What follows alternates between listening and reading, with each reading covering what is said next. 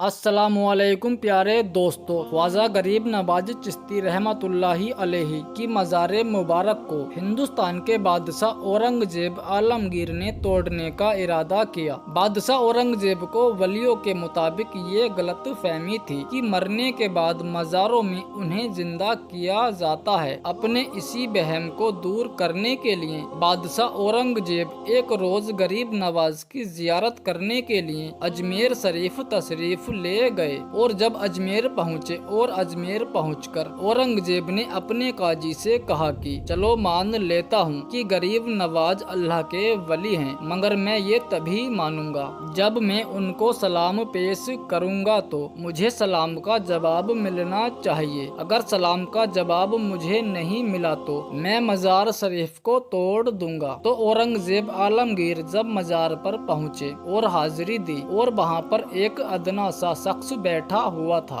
वो शख्स इंतजार कर रहा था। तो बादशाह औरंगजेब ने उस शख्स से पूछा, ए शख्स क्या मामला है, तुम यहाँ पर क्यों बैठे हो और तुम परेशान लग रहे हो। तो उस शख्स ने बादशाह औरंगजेब से फरमाया, हजरत मैं आँख से नाबीना हूँ, यानी मैं अंधा हूँ और काफी अरसे से ख्वाजा गरीब नवाज रहमतुल्लाहि अलैहि से दुआ कर रहा हूँ कि मेरी आँखों की रोशनी वापस आ जाए, लेकिन कोई फायदा नहीं होता है। मैं काफी अरसे से यहाँ हाजिरी देता हूँ और रो रो कर दुआ करता हूँ कि अल्लाह ताला अपने इस बली के सदके में मेरी आंखों की रोशनी मुझे अता कर दे, मगर आज तक मुझे कोई फायदा नहीं हुआ, यानी मेरी आज तक कोई हाजिरी और दुआ कबूल नहीं हुई है। तो बादशाह औरंगजेब ने उस शख्स से कहा, मैं मजार पर सलाम पेश करने के लिए जा रहा हूँ और जब मैं वापस आऊँ और तब तक तेरी आंखों की रोशनी तुझे न मिली तो मैं तलवार से तेरी गर्दन उड़ा दूंगा। इतना सुनना था कि वो अंधा शख्स और ज्यादा परेशान हो गया और ज्यादा गमगीन हो गया और वो अंधा शख्स ये सोचने लगा, अब तक तो मेरी आंखों की रोशनी नहीं थी, लेकिन अब मेरे गर्दन की बारी आ गई है। यानी वो अंधा शख्स कहने लगा, अब तक तो मैं अपनी आंखों से परेशान था कि मेरी आंखों की रोशनी नहीं है, मैं अंधा हूँ, लेकिन बादशाह ने जब मेरी गर्दन उड़ाने की बात कही है, यानी अब मेरा बचना बहुत मुश्किल नजर आ रहा है। फिर उस अंधे शख्स ने जोर जोर से रो रो कर और तड़प तड़प कर ख्वाजा गरीब नवाज से फरियाद करने लगा।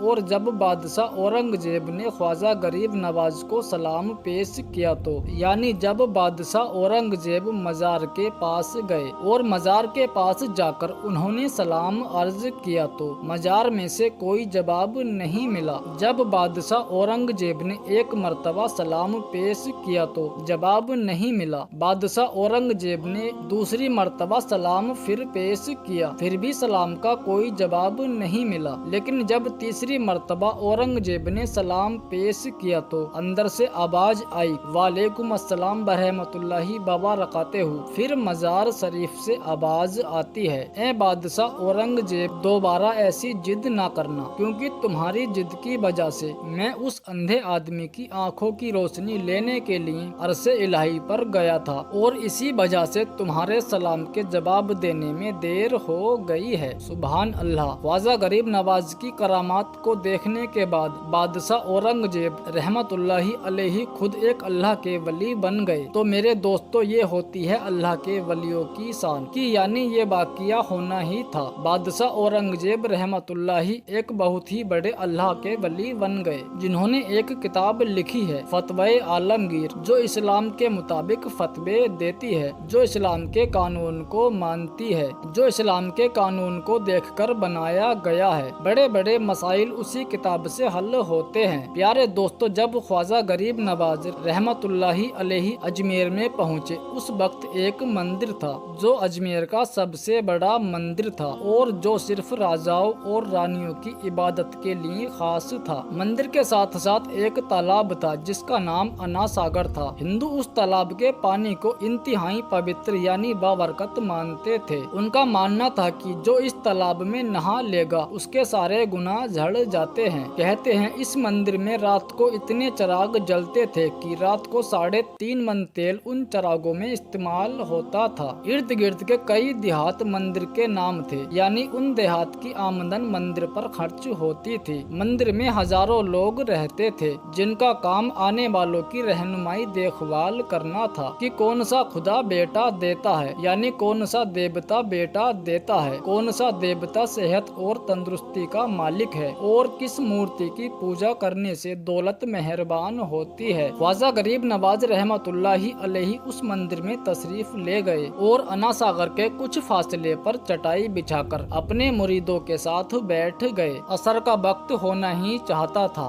लिहाजा आपने हजरत कुतुबुद्दीन बख्तियार काकी रहमतुल्लाहि से अजान देने को कहा। कुफरो शिर्क के गढ़ में अजमेर में अल्लाह की नियत पर मोहम्मद मुस्तफा सल्लल्लाहु ताला अलैहि वसल्लम की रिसालत का ये पहला ऐलान था। वो लोग इस्लाम से मुकम्मल तौर पर ला इल्म थे, वो नहीं जानते थे कि इस्लाम क्या है। चुनाचे अजान की आवाज सुनकर वो लोग हैरान हो गए और अपने अपने घरों से निकल आए। तब मुसाफिरों ने अना सागर के पानी से वुजू किया और नमाज पढ़ना शुरू किया। सब हिंदू हैरान रह गए कि ये सब भगवान तो अंदर हैं, ये लोग आंगन में किस भगवान को सजदा कर रहे हैं। जब शाम हुई तो राजा के ऊंट जो दिन में चरने के लिए गए हुए थे अपने चरवाहों के साथ वापस आने लगे। इत्तेफाक से जहां हजरत ख्वाजा गरीब नवाज रहमतुल्लाहि अलैहि अपने साथियों के साथ बैठे थे वो जगह राजा के ऊंट बैठने की जगह थी। चरवाहों ने बाबा साहब रहमतुल्लाहि अलैहि से कहा, उठो बाबा, ये ऊंटों के बैठने की जगह है, खाली करो। आप रहमतुल्लाहि अलैहि ने कहा, इतना मैदान पड़ा है, ऊंट तो कहीं पर भी बैठ सकते हैं, क्यों मुसाफिरों को तंग करते हो। और वो मुसलसल कहते रहे कि ऊंट तो इसी जगह पर बैठेंगे। आखिर उन्होंने बहुत बदतमीजी से कहा, ये राजा के ऊंटों के बैठने की जगह है और इधर राजा के ऊंट ही बैठेंगे और तुम लोग कहीं और जाकर डेरा लगाओ। आखिर आप रहमतुल्लाहि अलैहि ने उठते हुए हजरत कुतुबुद्दीन बख्तियार काकी रहमतुल्लाहि अलैहि से फरमाया, उठो कुतुबुद्दीन, ये कह रहे हैं कि ये ऊंटों के बैठने की जगह है, चलो ऊंट ही बैठे रहें। ये कहकर आप रहमतुल्लाहि अलैहि अपने साथियों के साथ वहां से उठ गए। अगली सुबह जब ऊंटों को चराई को ले जाने का वक्त आया और चरवाहों ने ऊंटों को उठाना चाहा तो उन्हें पता चला कि ऊंट उठने के काबिल नहीं रहे। उन्होंने उनको मार मार कर जबरदस्ती उन्हें उठाना चाहा, लेकिन वो बैठे ही रहे। चरवाहे परेशान थे कि जो ऊंट उनके एक इशारे पर उठ के बैठ जाया करते थे आज क्या हुआ है, क्यों नहीं उठ रहे हैं। आखिरकार उन सिपाहियों को याद आया कि कल उस मुसाफिर ने कहा था कि चलो ऊंट ही बैठे रहेंगे। तो लोग इकट्ठा होना शुरू हो गए। कोई कह रहा था कि फकीर कोई काबिले जादूगर है और किसी ने ख्याल जाहिर किया कि कोई भगवान का अवतार है। धीरे धीरे ये बात राजा तक पहुंच गई। एक मुसाफिर फकीर ने राजा के ऊंटों पर जादू कर दिया है।